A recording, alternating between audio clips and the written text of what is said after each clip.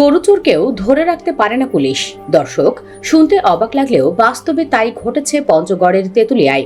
জানা গেছে, পুলিশ সদস্যের মাথায় আঘাত করে পালিয়ে গেছেন রাসেল ইসলাম নামে এক আসামি। বিকেলে তেঁতুলিয়া উপজেলার শালবাহান ইউনিয়নের হাগুড়াগছ এলাকায় ঘটনা হয়।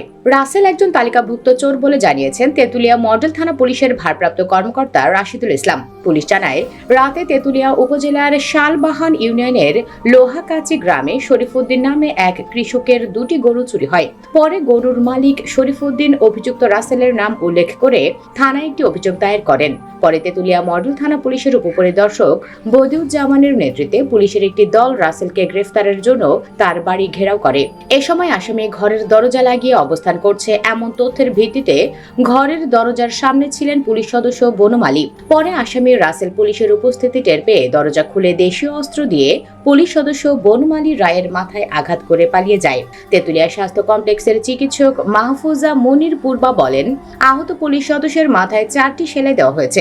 বর্তমানে তাকে হাসপাতালে ভর্তি অবস্থায় চিকিৎসা সেবা দেওয়া হচ্ছে। তেঁতুলিয়া মডেল থানার ওসি রাশিদুল ইসলাম বলেন, রাসেল একজন তালিকাভুক্ত চোর। তার বিরুদ্ধে 3টি ভ্যান চুরি সহ গরু চুরির মামলা রয়েছে। সকালে আসামির নামে আরও একটি গরু চুরির মামলা হয়। বিকেলে গোপন সংবাদের ভিত্তিতে তাকে গ্রেফতারে 8 থেকে 10 জন পুলিশের একটি দল তার বাড়িতে যায়। আমাদের একজনের মাথায় আঘাত করে তিনি পালিয়ে যান। তাকে গ্রেফতারে তল্লাশি অভিযান জোরদার করা হয়েছে। এদিকে ফরিদপুরের সালথায় গরু চুরি করার জন্য আনা একটি ট্রাক পুড়িয়ে দিয়েছেন স্থানীয় গ্রামবাসী।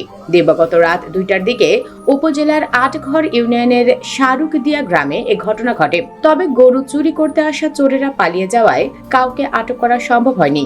এলাকাবাসী সূত্রে জানা যায়, কয়েকজন চোর ওই গ্রামের রন গোপালের বাড়ির গোয়াল ঘরে গরু চুরির উদ্দেশ্যে প্রবেশ করেন। এ সময় বাড়ির মালিক টের পেয়ে চিৎকার শুরু করেন। এই ঘটনায় আশেপাশের প্রতিবেশীরা এগিয়ে এলে অবস্থা বেগতিক দেখে চোরেরা পালিয়ে যায়। এ সময় গরু চুরির জন্য নিয়ে আসা ট্রাকটি উত্তেজিত জনতা আগুন ধরিয়ে দেন। ঘটনার সত্যতা নিশ্চিত করে সালথা থানার ভারপ্রাপ্ত কর্মকর্তা মোহাম্মদ বাবলুর খান। দর্শক, পুলিশের হাত থেকে ছুটে যায় আসামি। এর সাথে কি পুলিশ জড়িত?